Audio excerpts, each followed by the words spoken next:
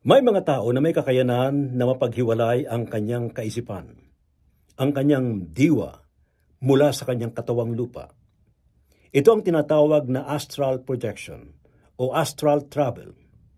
Ito ay isang kakayanan na maaari mong makita ang isang lugar, kahit ang iyong katawang lupa ay nasa isang lugar lamang. Paano ito ginagawa? Ligtas ba itong gawin? Ang astral kasi, kahit saan mo gustong isipin is nandun ka, mapupunta ka ng on the spot lang. Saka ang dream kasi symbolic, right? Yes, opo. Kasi it reflects your emotion. Yes, opo. Yung experience mo dun sa day Yeah. na Subconscious. yung subconscious mind mo. Opo, opo. O, diba? Pero meron pa rin pagkakaiba. Astral traveling, pagka natuto kang mag-meditate, magdasal, after a while, pwede mong gawin yun eh. Kailangan mo lang siguruhin na nakahanda ka pag nakarating ka doon.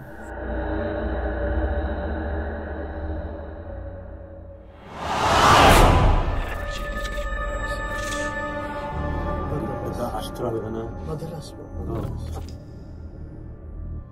Medyo umaalis yung soul ko sa body ko. Then, Lahat. Wala pong taong nag-astral traveling na hindi nakabalik. Kasi meron po tayong cord. Yo.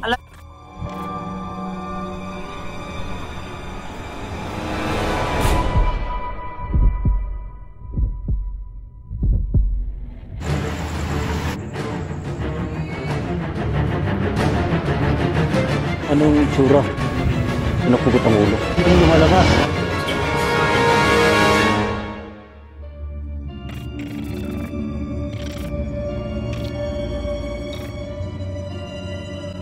Mga kamisteryo, ngayong gabing ito pag-usapan natin tungkol sa astral travel.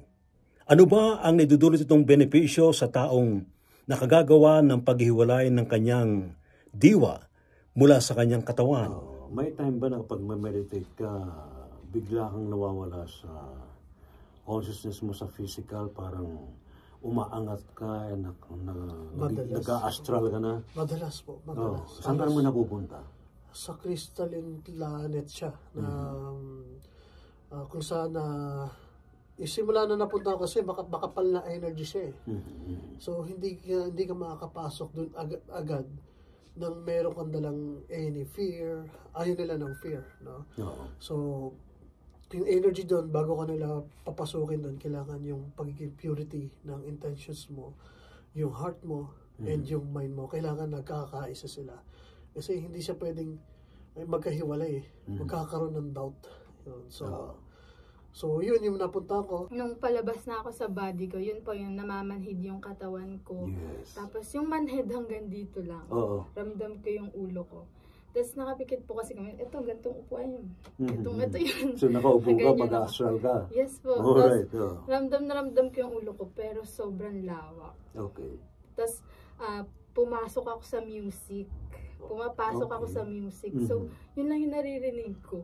Tapos, yun na, kung saan ako pumunta. May time ba na na-meet nyo ang mga extraterrestrials sa astral? Ako po. Okay, si Kuya Jay. So, na-meet ko siya, yun nga, white yung skin, white hair, mahaba ng buhok, and then yung mata niya is blue, and then malaking tao siya. And then during the ceremony, nasa astral plane ako, they try to connect or kinakausap niya ako. Kaso yung boses niya is hindi gaya natin. Parang gano'n, maliliit. Sounds lang, ha? Sounds lang lang naririnig mo. Then, pero naiintindihan mo yung meaning mo. Wow. Naiintindihan ko. Hindi sabi sa akin. Baka katribo mo yun. Maaari siguro. Kaya Sabi sa akin naiintindihan is, punta ka doon sa may labas, tingnan mo yung ulap. And then pag dilat ko, iba yung nakikita ko. May spaceship and then may parang marami sila ron na nandoon. Ano baka raw hindi makabalik sa katawan pag nag-astral travel. Ayan po ang pinakamali sa lahat. Wala pong taong nag-astral traveling na hindi nakabalik. Kasi meron po tayong cord. Alam nyo yung cord, meron po tayong silver cord. Wala po yan dito, hindi po yan dito, nandito po yan sa pusod. Yan pong silver cord na yan, para kang saranggola. Hindi lahat ng lugar na gusto mong puntahan ay mararating mo. Depende yun sa kakayahan ng katawan mo, sa health mo, sa pag-iisip mo, sa intensyon mo. Magandang gabi po sa lahat ng mga kamisteryo ni Ray Sibayan sa buong mundo. Meron naman po tayong bagong karanasan, ang paglalakbay ng ating diwa o ng ating kaluluwa sa iba't ibang lugar. Yan po ang ating pag-uusapan ngayong gabing ito mga kaibigan sa Gabi ng Misteryo, 10 to 11 p.m. sa DZRH. Walang absent. See you! Talagayang kababalaghan, pananaliksik sa kapangyarihan ng isipan, pagpapakita ng mga nilalang, inyong matutunghayan sa Gabi ng Misteryo. Kasama si Ray Sibayan tuwing Sabado, alas 10 ng gabi sa DZRH Radio, DZRH TV at DZRH Online. Gabi ng Misteryo. Welcome again sa ating program, Gabi ng Misteryo. Kumusta na po kayo mga bayan, Luzon, Visayas, and Mindanao, worldwide. Tayo ho'y magkakatalamitan muli ngayong gabing ito mga babayan. And we will be discussing about meditation, prayers, visualization, and ang pinakamatindi nga po ay astral travels or astral projection. Meron din po tayo mga kapanayam or mga magbibigay din po ng mga explanation tungkol sa astral travel, especially si Miss Elizabeth Oropesa and some other masters nating nakapanayam na last Saturday. Ngayon naman ang ating kapiling ngayong gabing ito mga babayan, isa rin po sa talagang very active sa spiritualism, isa po siyang Buddhist, nagpa-practice po ng Buddhism. Si Kuya Jay. Kuya Jay, magandang gabi sa iyo. Welcome again sa ating program, Gabi ng Misteryo. Namaste, yun, magandang buhay. At yun, pag-usapan natin yung mga meditation na yan, and then astral travel. At mukhang magandang topic ito ngayon. Oo, saka ngayon, December na ngayon, and talagang papasok na tayo sa Christmas Day. Yes. And I think it's about time na tayong ating mga kababayan, tayong lahat, tingnan natin mabuti kung paano natin i-spend yung ating Christmas sa tamang pamaran. Yes. Especially about pagbibigay natin ng pasalamat sa buong lumikha. Alright? Nasa atin din pong program ngayon, si Christian, aka, ano ba aka? Christos po. Christos. Yes po. Yun. My spiritual name. Oh. Sa magandang buhay po at magandang topic po itong pag-uusapan natin ngayon. And of course, we have a very first time sa ating program. Pakilala mo ngayong kasama natin. The lady among... This is my twin flame, Charlotte Gesalva po. Si Charlotte. Yes, So, Charlotte, welcome sa ating program. Practitioner din po ng... Hello po. How are you? Good po. Sobrang makakagulat. Nabigla ka, Sabi ko kasi But it's an honor. mukhang meron namang experience si Charlotte na pwedeng i-share sa ating mga babayan. Why not, di ba? Tayo'y magkaroon ng pagkakataon ngayong gabing ito. Kuya Jay, so far, based sa iyong experience sa pagpapractice mo ng meditation and other spiritual practices, anong mga na-experience mo? Marami. Sa meditations kasi, nandun yung connections natin. Doon na yung meditation is nakakatulong to heal ourself, no? At ang meditation din is doon natin nakukuha yung wisdom na pwede natin maibahagi sa bawat tao. At the best talaga nitong meditation is yung i-heal natin yung sarili natin. Tama. Yun. Sa kasi kapag hinil natin sarili natin, to follow na yung nagkakaroon tayo ng enlightenment. And we can communicate our spirit guides. And also sa Creator, right? Yes. Pero after that, ano ang naganap sa buhay mo? Nagkaroon ka ba ng pagkakataon na ma-meet ang iyong mga spirit guides? Yes. Your guardian angel and any other divine beings? Yes, during meditation, actually, meron din kami mga ceremony na ginaganap. At isa sa mga experience ko doon is to meet my higher self. And then, they talking to me, and then they said, how are you? And then, nashock ako nabigla ako dun And then, pero bago ko siya ma-encounter is katatakot muna na experience yung na dama ko kasi dumadaan ako sa tinatawag natin shadow works na talagang sobrang hirap pero sa payo ko sa lahat ng nagpa-practice ng spiritual, ang shadow works is huwag niyo siyang katakutan, dahan-dahanin niyo lang kasi pag binigla niyo siya is pwedeng lumipad na yung consciousness niyo, yung isipan niyo at pwede kayong ma-disalign yun. Ayun, so dapat rahan-rahan, sabi ng mga taga Rizal, rahan-rahan para hindi marapa. Yun, di ba? Gradual lang, Alright, so sa tabi ko naman si Christian. Christian, kumusta ka na? And kumusta naman ang mga experiences mo? Okay naman po ako ngayon. All is well naman because of meditation. Accept them lang. Since nag-shift na yung consciousness ng Earth into 5D or into oneness na. So okay naman po. Meditation helps me to understand. Sa meditation, anong ginagawa ninyo? Do you chant sa meditation? You do the, nakaganito ka, diba? Yes, the mudra, yes. May mga mudra-mudra. And the hand seal po, the hand seal, ganyan.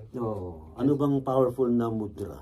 Sa akin po kasi ginagamit ko is yung Paano itsura? Pakita mo nga. Ito po, yung pangatlo. Itong pangatlo? Opo, since, di ba po sa pag makasal, or pag may promise ring, or sa engagement dito po kasi infinity na po kasi to.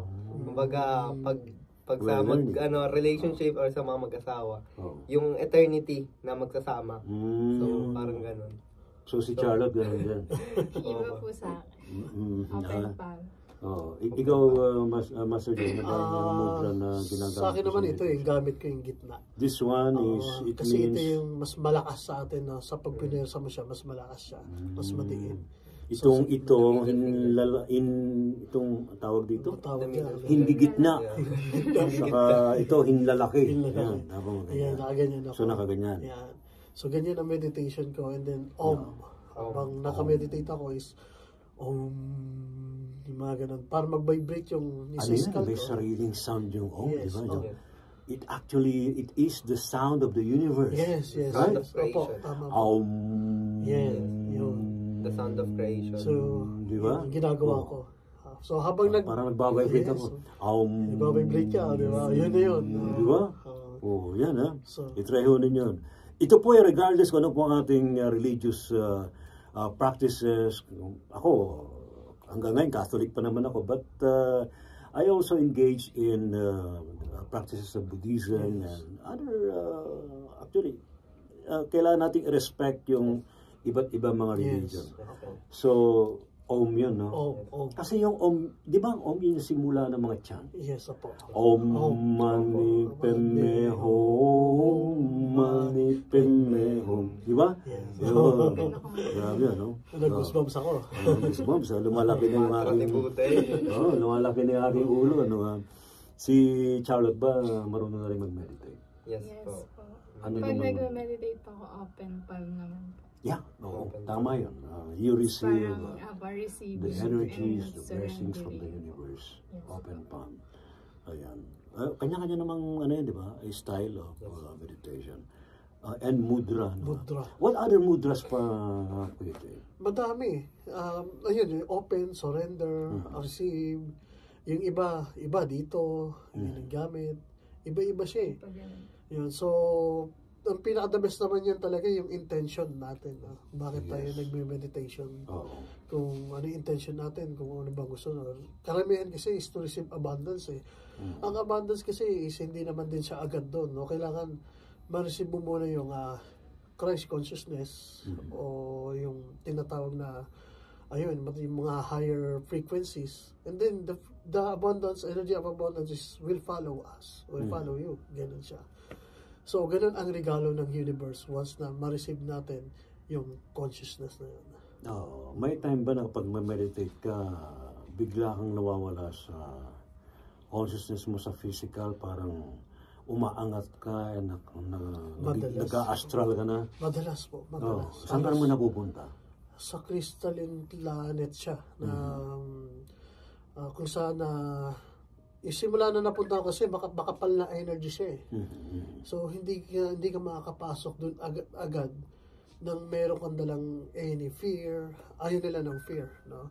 So yung energy doon, bago ka nila papasukin doon, kailangan yung pagiging purity ng intentions mo, yung heart mo, and yung mind mo. Kailangan nagkakaisa sila. Kasi hindi siya pwedeng magkahiwalay eh. Magkakaroon ng doubt. Yun. So yun yung napunta ko. Ano yun? Doon sa lugar na yun, you meet your guides, your spirit Actually, teachers? na-meet ko rin yung sister ko. Kaso, yung lolo ko. Kaso mga bata sila. Bata ni Chura. Actually, yes. Ako, I agree with that. Kasi, recently, nasa kabilaan rin yung aking beloved father. And nagpakita yung kanyang spirit na napakabata niya. Ganun pala talaga, no? Kapag nasa kabila, nag-transcend na yung spirit ng tao from this physical reality to the other dimension. Kung ano yung masigla at talagang very, talagang vibrant, active na image mo, yun ang makikita sa iyo. Yes. Yung bata ka. Bata. Actually, may nagsabi sa akin na napunta na nila yung paradise. Lahat daw ng mga nadudoon sa paradise, puro mga bata ng itsura. Halos di nga rin niya ma-recognize yung kanyang kamag-anak, pero nung lumapit sa kanya, ako yung ate mo. Kayo ba ate ko? Ang bata ninyo. Ganon, di ba? Actually, ginawa parang nag-astral yata siya sa namit niya yung mga yun. So yun, tama yung binabanggit mo. No? Grabe nga po yun, yung experience ko. Siyempre, na-meet kay sister ko, and then they hugged me. Then yung lolo ko, kasi na-recognize ko yung lolo ko, kasi familiar sa akin yung itsura ng lolo ko nung kabataan niya. Yun, and then nakita ko siya. And then, sabi niya, ba't nandito ka? Ginaganon niya ako. And then, isa sobrang amazed ko is nakatahimik lang ako kasi parang ayaw ko magsalita doon. Tinitignan ko lang. Nag-o-observe ka. Nag-o-observe lang ako. Kasi baka mamaya, sinasamantala mo yung pagkakatawa. baka mamaya sumama ako doon eh. Pababalikin ka naman. Alright, si Christian. May time ba na nag-meditate ka and nakita mo yung mga spirit guides mo? Yes po, actually, since same frequency po kami ng parang, and then same path po. Yung sa Crystalline Planet po na napunta niya, is napunta rin po kami doon nung guided meditation and astral traveling po. Yung sinabi na kung ano yung unang pangalan na tatawagin sa'yo, yun yung pangalan mo spiritually. So yung Christos na aka Christos ko po, doon ko po siya narinig. Nung pagka, yun nga po, since yung intention is di ka makakapasok doon pag malakas yung ego mo, and then syempre that pure yung heart mo. Pagpasok ko doon sa Crystalline Planet, yun yung una ko narinig na Christos. So mula noon, yun ang ginamit mo? Opo, yun po. Why? Bakit mo ginamit yun? Parang ano siya, may vibration and parang namamagnet niya yung parang abundance and prosperity na pwede ko siya magamit dito sa materialistic way. So since nung ginamit ko po siya, may mga yun nga blessings na dumarating na sunod-sunod. Ganun po. Saka maganda yung ganun, no? At least na re-remind ka na dapat lagi mo i-align yung sarili mo sa tama, ano? Parang na-align po ako dun sa Actually, universe. si Christian yata, di ba, tama, sinabi, nagit mo na rin sa ibang mga interviews natin sa ating program, na dati nag-practice ka ng dark. No? Yes po, ng witchcraft. Talaga. Yes po. Actually, sir, before ako nag-spiritually I am an hardcore atheist. So, inaral ko ang religion, para hindi sa personal gain ko, para i-debunk yung religion. Okay. So gumawa ako ng mga dami account ko para i-debate yung mga priest, minister, and pinatunayan ko sa kanila na walang God. Hindi totoo yung Diyos, na yung religion nila is organization lang. Yun, gawa-gawa lang ng tao. Din yung mga fantasy na story nila. And yun, na pinapatunayan ko sa mga tao na fantasy lang yan, gawa-gawa lang ng tao. Then, that was before, no? Yes, that was before. And how ironically, na nandito ako ngayon sa spirituality because of meditation and spiritual practices. So ano nangyari? Bakit nagkaroon ng twist yung belief system mo from practicing dark into light? Since seeker of truth po ako nun, is naging parang mystics po ako na hinahanap kung ano yung tama, ano yung totoo, ano ba ako, sino ba ako. So, since napunta ako doon, napunta rin po ako sa parang Filipino Ancient Esoteric Magic or yung lihim na karunungan or pagiging antingero. Naging antingero din po ako. Antingero dyan, magandang gabi sa inyo. Kung alam niyo po yung mga Team Jado, mga agimat yan. Opo, naging agimatero din po ako. Then sa larangan po na yon is kaliwa kanan. May ang kanan po is yung putian, yung panggagamot. Then yung kaliwa is yung dark art or yung witchcraft or yung pangkukulam. So inaral ko po yung both para maging balance. So ganun po. Then eventually nag-shift Pwede siya. mo mag-aral siya. Eventually si Ray nag-shift siya kasi yun nga nakilala ko siya na nasa light na same din ng KG pala itong si Kuya J. Alupit yan. Nawala yung mga pinag-aral dahil dito kay Kuya J. Na-shift siya into light from darkness. Napunta ako sa light. Kasi yun nga, isa nagpa-practice siya sa light worker na-attract yung light niya, na-attract ako. So doon, nag-shift ako from darkness to light. Nahawa ka, Kuya J. Nahawa. Ganun. Ayun, so yun no, ang istorya ni Christian, Christos, ano ha. Si Charlotte, actually, napakabata mo pa, no, to engage. Ako, nag-start ako nito way back, kailan ba? 1989. 1989. Alam mo na, naging rin ako, nagre-research din ako tungkol dyan. Pero siyempre, bago sa akin, si Charlotte muna. Nag-aaral ka pa hanggang ngayon? Yes po, naka-enroll po ako. So, anong kinukuha mo? Education po. Oh, tama, you want to teach people. Tama yan. And, pero, bakit ka na-engage sa ganito spiritual practices? Totally wala po talaga akong idea. Close kami ng family ko sa Christian. Okay. Christian. And nung nakilala ko siya, testify ako na ganun talaga yung mga practices niya. And then, ako syempre nasa Lord ako, Christian family. Tapos, ganun yung partner ko, di ba? Kung ano-ano yung practices and magic and so on. So, ang hirap. Pumatindi yan. Ayaw yan ng especially sa Christian family. teachings. So, nag-pray ako, tapos umiiyak ako lagi nun sa God. Na, hala, hindi ito yung ideal man ko. Yung parang gusto ko kasi, di ba, God-fearing, ganyan. So, ang laman ng prayer ko is, yung makilala niya yung God. Kasi, kahit siya, dinedebate niya ako. So, saan ka nagpipray? Sa sugar daddy in heaven. Ganun siya sa akin. So, ako hindi ko alam yung isasagot ko. Kasi, hindi ko naman nakikita si God. Imaginary. Imaginary being. Sabi niya sa akin. Sorry ho. Yes, ganun siya. Pero hindi ako sumuko. Nag-pray ako na nag-pray. Grabe ako mag-pray nun. And then, nung nakilala niya si Master J, dun parang nag-work yung prayer ko. Hindi man siya naging Christian sumasama sa amin. But I know, nasa God siya. Yun. Okay. Pero, aside from that, mayroon ka bang nakikita na hindi nakikita na iba? Para bang nagkaroon ka ng interest? Ano to mga nakikita ko? Totoo ba to? Yes what's po. happening, di ba? Yes. Ako lang ba meron ito?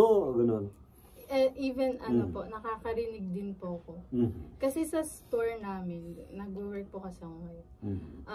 Meron po dun talagang mga dalawang spirits na sinasabi lang nila pero hindi naman nila naririnig, tas di nila nakikita, ganyan. Tas ako po kasi lagi akong naglilinis doon sa store namin. So yun na lang. Isipan yung naglilinis ako. So station by station, isa-isa kami. Ikaw dito ka sa stock room maglinis. So ako lagi yung naglilinis doon.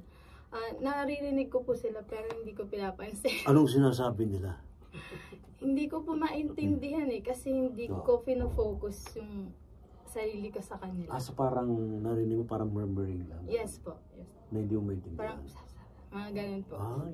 Yung mga marites yan Ayoko pong pansinin kasi parang may part na fear. Tapos binabaling ko sa all is well, gano'n. Yes. Hindi ka naman tinatakot ng todo? Hindi naman po. So hindi ka naman natatakot? I believe nare-recognize nila yung light ko. Yes, actually yes. Tama yun kasi once na nakikita mo sila, they can see you as light. Kita nila yung aura mo eh. Para kang bumbilya na nagniningas. No? Di ba, Kuya Jay? Tama po yun. No. Ikaw, ano bang mga nakita mo ng mga beings sa kabila? Actually, bata pa lang ako.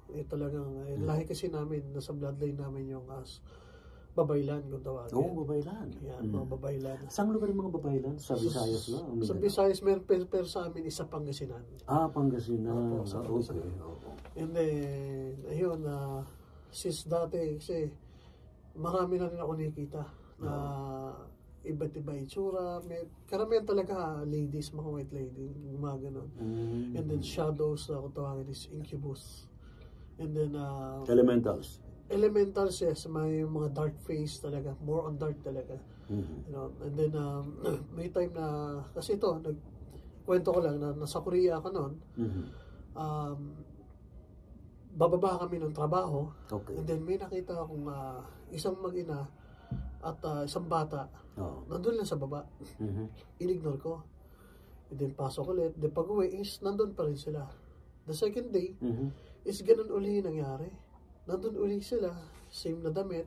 And then, same time? Same time. And then, pati yung damit nila, ganun. Umuwi ako, nandun ulit. Okay. The third day is, ayun na nangyari. Is, bumaba ako, tinignan ko sila dahan-dahan. Is, hindi sila tumitingin sa akin. And then, pagpasok ko sa trabaho, sinabi ko sa boss ko, bakit may babae? At yung mag-ina roon. Kasi parang nagkakaroon na ako ng fear. Kasi, bakit ganon? Paulit-ulit. And then, yun na, umuwi ako ng trabaho. And then, nakita ko siya. And then, habang umakit ako sa hagdan, dahan-dahan, is tinignan ko siya. And then, yung bata is gumanon din sa akin. Tinignan niya rin ako. So, habang umakit ako, and then itong mama is lumingon na rin. So, natakot na ako. And then, umakit na ako ng hagdan. And then, sumusunod na sila pataas. And then, third floor kasi yun eh. Pag-akit ko sa third floor, sinara ko agad yung pinto, and then may mga butas kasi doon na para makita mo sila. Sinilip ko sila ron, nandoon. And then nagdo-doorbell lang mabilis, doorbell, ginaganon siya. Doon sa door na yun? Apo. Okay. Dino-doorbell ako. And then, sabi ko, okay ba na, nag-pray ako. And then, nag-pray ako ng mga, yung Christians, yung prayer, kung ano yung ordinary prayer. And then, sabi ko, tulungan niyo po kami. Iba na yung na-experience namin. And then, so what happened? Ganun pa rin. Then, yung matindi nun is dumabog na. Dumabog na ng malakas. At yung tiles dun sa loob ng bahay namin is nabasag. Okay. So may puwersa. May puwersa. Malakas yung puwersa niya. And then, nagpalipat na kami. Ito yung ghost na bata? O yung... Dalawa sila yung Dalawa sila. And then the fourth day is, sinabi ko na doon sa boss namin. Sabi ko, ganito yung na-experience ko, bakit gano'n? And then sabi niya, may nasunog daw pala dati yung lugar na yun. So namatay yung mag-ina. Parang sa akin humihingi sa tulong eh, para paano ko naman sila tutulungan that time if wala akong so nagagaling sila dahil di mo pinapansin. Yes, opo. Ganun din. So after that, anong ginawa mo? Nag-alay ka ng prayer? Paano? Nag-prayer na lang ako. And then dire-diretsong prayer kasi para bumaba yung frequency ko, nagkaroon ako ng takot nun eh. So, pray lang na pray, binabad ko yung prayer, then nag-fasting na ako. And then, nagsindi ako ng light na candles. Ayun na lang, sabi ko, ito na lang magagawa ko. Sindi ako ng candles. Okay. And then sabi ko, I invite you na pasok kayo dito sa light. And then after nun, nawala na. Oh, nice. So yun pala yung unang-una mong case na napatawid sila. Opo, napatawid. Ayun yung pinakauna. Yun ang pinakauna. Wow. Crossover ito kami. Ang galing, ano? So, yan, incident yun, hindi mo alam yun, anong gagawin mo, no? Parang intuition lang, ano? Opo, intuition lang. Actually, dikta yan ng spirit guide mo, ano? Alright, so sa ating mga babayan, ayan po yung mga ehemplo ng mga kasama natin sa spiritual practices, ano? Pero, hindi natin namamalayan, ano yung evolution natin, right? Kasi, tulad ko, hindi mo naman alam kung saan patungo yung direction ng buhay mo. No? Yung daily life natin, tatrabaho tayo, nag-aral muna tayo, tatrabaho, tapos nagkakapamilya, then hindi natin alam. Pero eventually, yan, ano nangyayari. So, kay Christos, ano ang plan mo ngayon, dito ka na sa ganitong practice? Ano pang gusto mong ma-explore? Siguro hindi lang dito, kundi sa kabilang dimension. Especially, kakaroon tayo ngayon ng shifting from third to fifth dimension. Siguro ngayon, sir, naka-balance ako eh. Since kaka-resign ko lang din from work.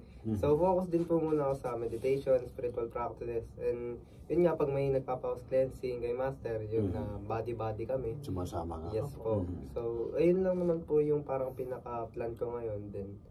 From sa spiritual naman po, kung may gusto kong explore is, pwede ko naman po siya kasi ma-explore via meditation. So, naggagala ako, pero hindi dito. Sa astral plane. Opo. So, yun po. Speaking of astral, kapag nagpapractice ka ng astral, tulog ka ba? Na nararamdaman mong lumalabas yung astral body mo from the physical body? Ano po, yung astral po, minsan nangyayari siya when I'm doing mantra. No, pag nagmamantra po ako ng Hare Krishna. Hare Krishna is an transcendental mantra. Kumbaga pan-transcend siya. Hare Krishna, Krishna Krishna, Hare Hare. Hare Rama, Hare Rama, Rama Rama, Hare. Yun po, 108 po sa beads ko. Then, pag nakompleto ko po yun, nagkakaroon po ng parang, yung chord ng soul sa body natin. Then, pag after ko makatapos ng mantra na yun, parang yun, nararamdaman kong medyo umaalis yung soul ko sa body ko. Then parang di ko na nararamdaman yung body ko while in the meditation pose. Then nandun na po yung parang iba-iba na yung nakikita ko. Yun yung sinasabi ng mga ETs, extraterrestrials, and iba't ibang dimension. Taga saan yung extraterrestrial na nakita mo na? Iba't ibang planet siya, Master. Iba't ibang galaxy, universes. Nakakwentuhan mo na ba iba dyan sa kanila? Actually, hindi. Ina-observe ko lang po eh. Kasi po parang pag kinausap ko sila, parang feeling ko, mapapatid yung cord na naka-connect sa body ko. Then baka di na ako bumalik sa katawan ko. Pero yun ang sinasabi, no? Huwag daw tayo mag-alala kapag nasa astral tayo. Because yung silver cord na yun, napaka-elastic nun. Banat. Talagang nauunat siya ng pinakamalayo ka daw sa pinakamalayong part ng galaxy. Kaya hindi daw dapat nakatakutan. Sabi nga ni Professor Jimmy Licauco, yung sikat na paranormal expert natin sa Pilipinas, it is hard to stay longer outside of your body than returning to your body. Yes po. Totoo. Mas mabilis daw humatak yung katawan kapag nakaramdam yan ng danger sa labas. Yes po. Kasi hindi mo maiwasan na kapag naka-astral tayo, merong mga salbahing spirit, no? Bigla kang hatakin ng katawan mo. Opo. So, balik ka sa katawan mo. Opo. Ganon ng ano. So, wala ka ng fear, no? Kung sakali. Pina-practice. Yun po. Practice naman po. Alam mo, ito gusto ko i-share. Pero, dati ganyan na ginagawa ko. I do the intentional method of astral projection. Sabi ko, kaya lang meron kayong fear of death. Parang namamatay ka eh. Yung maghihiwala yung astral body mo from yung physical body. Yes. Yun, ginawa ko doon, sinabi ko doon sa mga spirit guide ko, pwede ho ba, huwag nyo na experience sa akin yung process na yun from yung mag-exit ka ng katawan mo, dapat na doon ako sa labas. Yun ang ginawa nila sa akin. Wow. Kaya may time, pagmulat ko naman, wow, nasa labas ako. Anong ginagawa ko rito? Then after that, may enjoy mo na, you can fly around, di ba? May time pa nga na pagmulat ko ng mata ko, hindi ko pa namumulat ng mata ko eh. Naramdaman ko, nauntog itong forehead ko sa isang object. Pero tataka ako, bakit yung untog ko ay pataas? Di ba dapat normally pag mauntog ka nasa nadadapa ka? Yung pala, pagmulat ko ng mata ko, may bumbilya ng yung bumbilya ng ilaw na nauntog ako doon. Then pagtingin ko, wow, nasa labas pala ako. Kita mo din katawan. So sinamantala ko na, lumabas na ako ng bintana. You can enjoy it. Actually, yun ang advantage ng ng astral travel. You can fly around, pwede kang lumipad sa matataas sa mga building. Dito sa Metro Manila, makita mo yung mga lights, di ba? City lights. Para kang si Superman. Yun. Then, pwede kang bumalik. Pero, i-experiment nyo rin mga kababayan, pag nagkaroon kayo ng ganung experience sa astral, i-try ninyong yumapak sa lupa. Hindi kayo makakayapak. Para ka naka-float. Nakalutang ka lang. Or tatagos po. Oo, kay tatagos ka. Ang ginawa ko dati nung naka-astral pa ako isang gabi na nasa labas na ako, nasa kalsada ako, nasa street lang. Kasi sabi ko, ba't nandito ako? Madaling araw pala yun, kaya walang katao-tao eh. Sabi ko, balik na lang ako dun sa katawan ko. Abay talagang para kang naka-slow mo na gumagano sa ground. Tapos pag-akit ka ng hagdan, ganun din, parang slow motion. Well, sinishare ko lang naman yan para naman kahit ba, huwag tayo matatakot kapag tayo naka-astral. Yes, okay. Sabi nga ni Miss Elizabeth, isang way yan to meet your spirit guides. Yes, opo. The angels, the angelic beings, and the divine beings. Pero, si Charlotte ba, na-experience mo ba? Yes po. Woohoo! Yun. Interested tayo dyan. Ano yung na-experience mo sa astral? Yung sa inyo po, di ba, ayaw nyo na ayaw ko? Ayaw nyo na parang madaanan yung process na gusto mo ganun. Ang hirap nun. Ako nadaanan ko pa yun. Nadaanan mo yun? Yung Wow! po, kasi yung actually, nung na-experience ko yun, mayroon ka marinig na crackling sound. Yes. Parang kidlat na di mo intindihan, tapos parang may thunder ka maririnig na nabibingi ka, kakaroon ka ng numbness. Na-experience mo rin ba yun? Yes po. Ano po kami ng ceremony, during ceremony. nung palabas na ako sa body ko, yun po yung namamanhid yung katawan ko. Yes. Tapos yung manhead hanggang dito lang. Ramdam ko yung ulo ko. Tapos nakapikit po kasi kami, ito, gantong upuan yun. Ito yun. So nakaupo ka, mag-astral ka? Yes po. Alright. Ramdam ko yung ulo ko, pero sobrang lawak. Okay. Tapos pumasok ako sa music. Pumapasok ako sa music. So, yun lang yung naririnig ko. Tapos, yun na, kung saan ako pumunta. Tinutulungan ka raw ng spirit guide mo to do Yes it. po.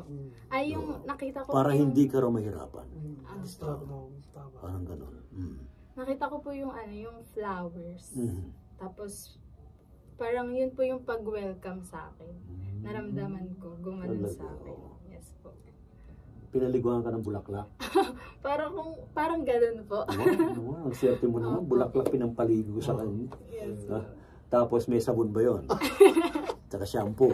Hindi ko po sure. Joke. So after that, ano ang nangyari? May pinuntahan kang lugar? O doon lang, experience mo lang yan? Doon lang po. Nag-float ka ba? Nag-hover ka ba? Yes po. Doon lang din po sa, sa lugar na yun. Sa nature po kasi yun eh. I believe may bakod yun ni Master. Kaya so, controlled environment. yes po. Siya po yung nag-guide sa amin. Walang ibang makakapasok na spirit or any entity without your permission. Yes. Yun. Ang galing, So, nakasealed din. Nakasealed po siya. So, in-enjoy mo yun. Yes po, super Sa palagay mo, enjoy. gaano katagal na nag-hover ka? Wala pong time. Walang Hindi time. ko masabi Tama. yung time. No time and space kapag nasa kabila. Walang oras. Everything is now. Yes. Ang galing. Nakapatay, naka-off yung oras Yes eh. po. Kasi pag nag-focus ka sa oras, may tendency matakot ka talaga. So kaya sa mga nag-astral, tanggalin niyo yung takot niyo at magtiwala kayo sa sarili niyo. Actually, ang astral is isang way din siya para matanggap or mawala yung fear natin sa death. No? Doon din may experience na masarap din pala mag-out of the body. Ano daw ang difference ng astral sa dream? Ang dreams kasi sa almost the same parang ganun siya Ang dreams kasi sa tulog yung physical body mo, and then actually marami ka nakikita rin sa dreams mo. So karamihan is yung mga mangyayari sa'yo para bukas. Yun. Ang astral kasi, kahit saan mo gustong isipin is nandun ka, mapupunta ka ng on the spot lang. Saka ang dream kasi symbolic, right? Yes, opo. Kasi it reflects your emotion. Yes, opo. Yung experience mo dun sa day na Subconscious. yung subconscious mind mo. Opo. O, di ba? Pero meron pa rin pagkakaiba, di ba? Meron po. Christos, ikaw, paano? Parang ang pinagkaiba po ng dreams and astral, kasi parang yung dreams po is yung back sa subconscious po natin and experience natin from the past. Then nandun din yung guide, parang nagkakaroon ka ng time traveling doon. Then ang ano naman po, ang pinakaiba naman po ng astral po is yung aware ka, conscious ka. Pag nasa astral plane ka, pag nag-astral ka pala, aware ka na nandun ka, while in the dream hindi mo alam na nandun ka. Kaya may tinatawag din po na lucid dreaming, na may konting awareness din na nananaginip ka. So may time na pwede mong i-enjoy yung dream mo. Parang ganun po yung pinagkaiba. Sa astral, meron ka interaction with other beings. Yes po. Di ba? Parang reality yun na, parang ganito, nag-uusap tayo. Di ba? Parang ito, nag-uusap tayo, pero iba yung nakikita ko sa inyo. Yung gano'n. Correct. May time ba na na-meet nyo ang mga extraterrestrials sa astral? Ako po. Okay, si Kuya Jay. So, na-meet ko siya. Yun nga, white yung skin, white hair, mahaba na buhok. And then yung mata niya is blue. And then, malaking tao siya. And then, during the ceremony, nasa astral plane ako, they try to connect or kinakausap niya ako. Kaso yung boses niya is hindi gaya natin. Parang gano'n, maliliit. Sounds lang, ha? Sounds lang naririnig mo. Pero naiintindihan mo yung meaning mo. Wow. Naiintindihan ko. Hindi sabi sa akin. Baka katribo mo yun. Maaari siguro. Kaya sabi sa akin mo. is, punta ka doon sa may labas, tingnan mo yung ulap. And then pag dilat ko, iba yung nakikita ko. May spaceship and then may parang marami sila ron na nandoon. Yun. Okay, ha? Si Charlotte ba, meron ka bang ganun? May na-meet ka ba ng mga elementals habang naka-astral ka? Yes po, meron po. Ano na-meet mo? Hindi ko po sila kilala kung ano sila. May maliliit po. Tapos, mga sumasayaw sila. Sumasayaw sila? Ano, So, may disco party?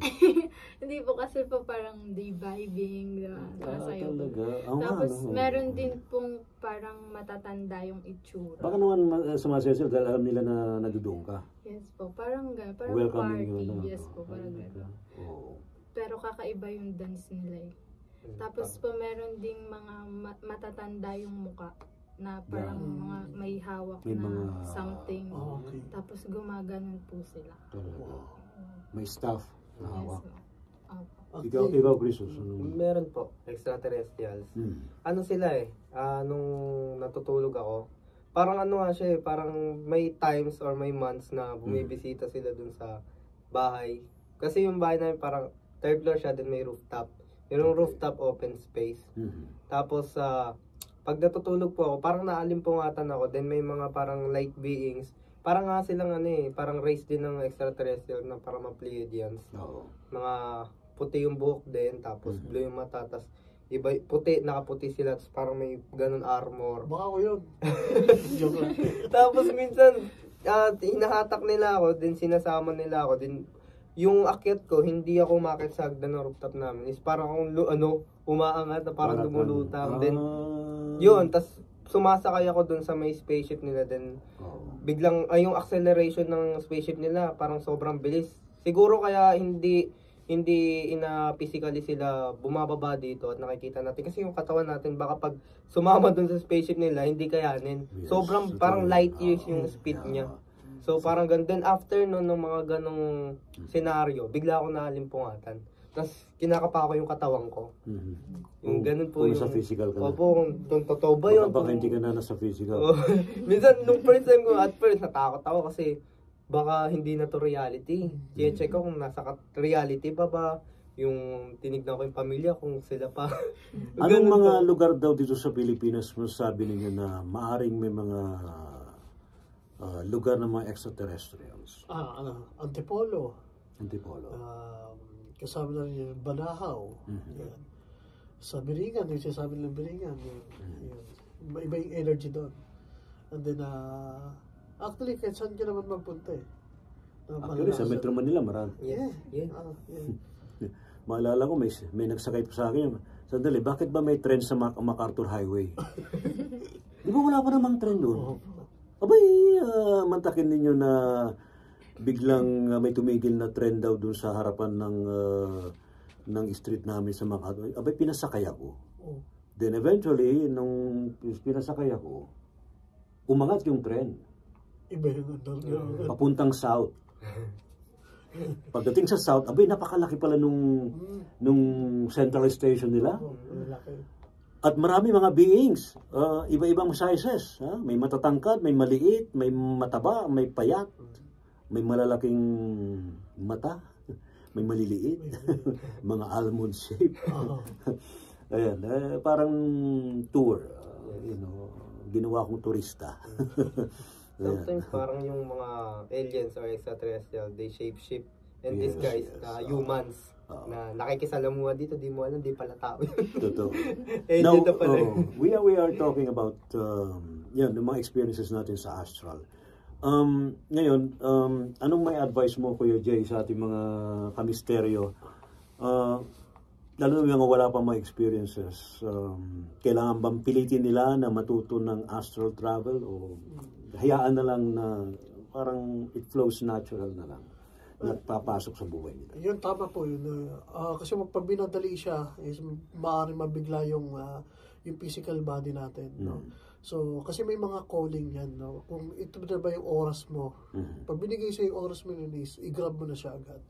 Kasi ayun yung mga chances din na para makita natin kung ano ba yung nagaganap din sa astral realm. No? At una talaga is huwag tayong matatakot. Kasi yung takot kasi is nagbibigay ng block, iba-block yung kundalin natin. Binabarahan. Oo. Nagbablock siya. So, mas lalo tayong hindi makakapunta doon sa gusto natin mapuntahan. Kaya yung fear, tanggalin natin at kailangan natin magtiwala lalo sa sarili natin. Yun daw spiritual guide of the Philippines ba? Spiritual Guide Philippines. Spiritual Guide Philippines ba nagtuturo ng astral? Yes po. Oh. So, ayun yun. So, pwede kayong pwede kang magturo doon. So po, kaya niya nakuha Is it safe? Yes, safe po. Safe po siya. Kasi nandun po ako na i-guide ko kayo and then I will make sure na no entities or no negative energies will harm you. It's safe yun. So, kaya niya nakuha yung Christos Care kasi doon niya ako yung nagpasara. So, yun yung session na yun? Ako yung session po na yun. How many days or nights yung ginagawa yun? Actually, saglit lang siya. Bago maka-launch? Apo. Parang rocket, no? Nilo-launch. Siguro umabot din ng 3 hours overall. Talaga? Kasi pagpasok pa lang is almost 1 hour. Mas mabilis sa inyo. Nung kami nag-aral kay Sir Jimmy, 3 hours na pala yun? 5 na magkakasunod na nights. Kasi binadali ko lang siya pero pwede natin gawin siya. Kasi 3 hours lang kami nun. Talagang kailangan naming mahiga. Yes, higa ka talaga. Tapos merong exercise yung yung astral body mo, kailangan inuunat mo siya, gano'n. Yes. Hindi exercise pa ng astral body. Hindi kasama doon yung holotropic breathing. Yun. Para mas makakonect ka. Yun. So, kaya huwag mo tatakot kasi yung holotropic pa lang, talagang gumagana na yung kamay mo, parang maliligas na. So, doon ka na makakapunta sa astral plane. Si Charlotte ba, umattend na ba sa So, hindi pa po. Hindi pa. Oo. Alright, saan pwede daw matawagan o mapuntahan ng Spiritual Guide Philippines? So, meron po tayo sa Facebook page na Spiritual Guide Philippines. And then, meron po tayong cellphone number na 0956-468-7387. Pakiulit daw. 0956-468-7387. Ayan. Yun. Sina Ma'am Elizabeth Oropesa pala, ganun din, nagtuturo din po siya ng astral travel. I don't know kung natanong ko minsan si Professor Jimmy, of course medyo na rin yung katawan niya, parang hirap na rin magturo ng gano'n. Kaya dito naman tayo, di ba? Tulong-tulong naman to, ano? Yes, wala namang pilitan kung ayaw. Pero kung curious ba Pwede ba yun? Hindi rin eh. Kasi pag curious ka, pwede kang mapahamak. No? Depende sa guide mo. Kung ahayaan ka niya or hindi pa pwede talaga. Depende sa guide natin. Kasi pagpunta mo doon sa ceremony is malalaman ko naman kung ikaw ready ka or hindi. Kasi pag di ka ready, papauwiin kita. Pag ready ka naman is, let's go. Okay. Christos, anong maiwan mong message sa mga gustong matuto ng astral travel and how to practice spiritually? Paano? Ako naman po is, since practitioner pa rin po ng astral traveling, is process by process lang, unti-unti lang yung pag-aaral and pag-explore ng astral traveling, since hindi rin po kasi siya parang trip-trip lang, biro-biro, ganun na. Parang, kumbaga, it can lead to something parang pwede kang mapahamak if you're not, di yung good yung intention mo. Parang ganun. And, of course, sa spirituality po, dapat, you're seeking truth. Kumbaga, naghinahanap mo ano yung truth. Hindi pwede yung inaya ka lang ng kaibigan mo na, uy, okay to, ganda nito. Marami tayong pwedeng ma-explore dito. Masaya rito. Oo, masaya dito. Dami mong pwedeng gawin. Dapat po, kung magte-take po kayo ng spirituality is may sincere and curious, hindi naman sa curious, kumbaga, hinahanap nyo yung truth and yung purpose nyo sa life. Correct. And to know who you are, what you are, at bakit ka nandito, bakit ka nag-i-exist sa life. Para mas maganda yung process and para yung mga guidance mo talaga, ma-recognize nila na sincere ka. And para recognize din naman po kasi ng mga spiritual guides natin sa ibang dimension, sa guides natin na, uy, ito na yung alignment ng taong to.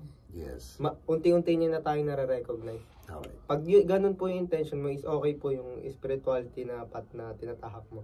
So, yun lang po. Thank you so much, Christos. Charlotte, any message sa ating mga kamisteryo?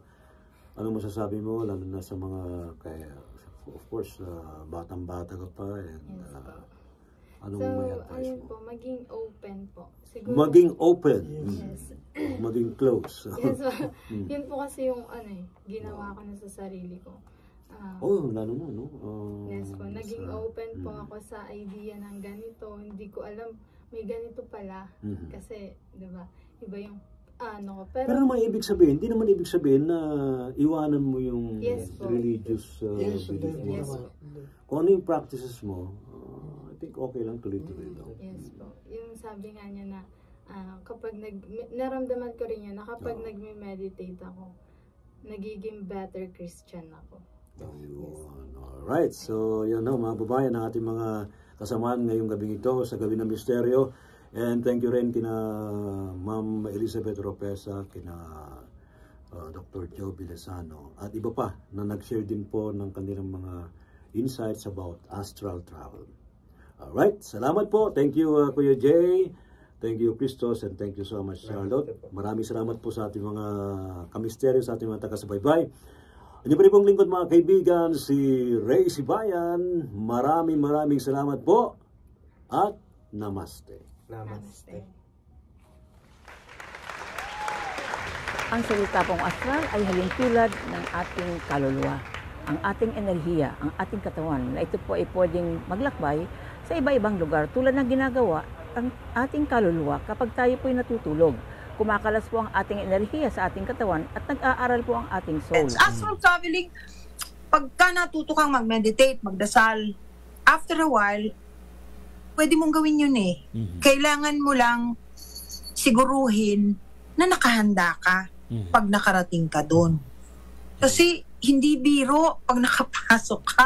Yung makikita mo ron, hindi biro. Pero may fear dito, Ma'am Elizabeth, baka raw hindi makabalik sa katawan pag nag-astral travel.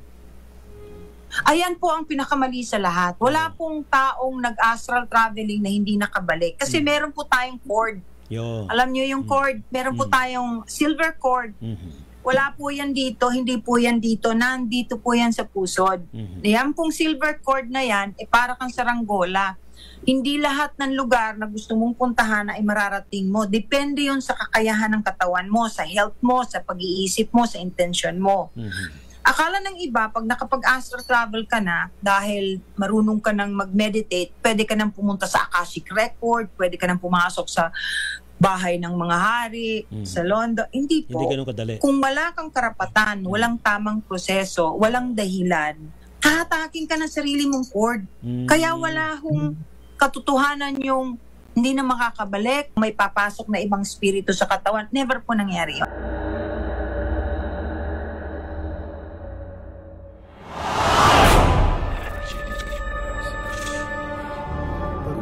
Astral ka na. Madalas po. Madalas. Medyo umaalis yung soul ko sa body ko. Then, Lahat. Wala pong taong nag-astral traveling na hindi nakabalik. Kasi meron po tayong cord. Yo.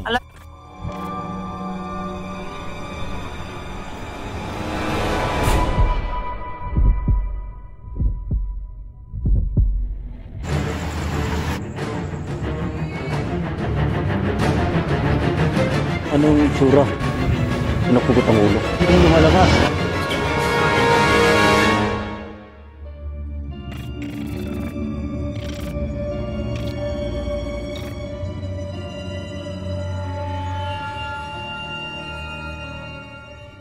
Like, subscribe,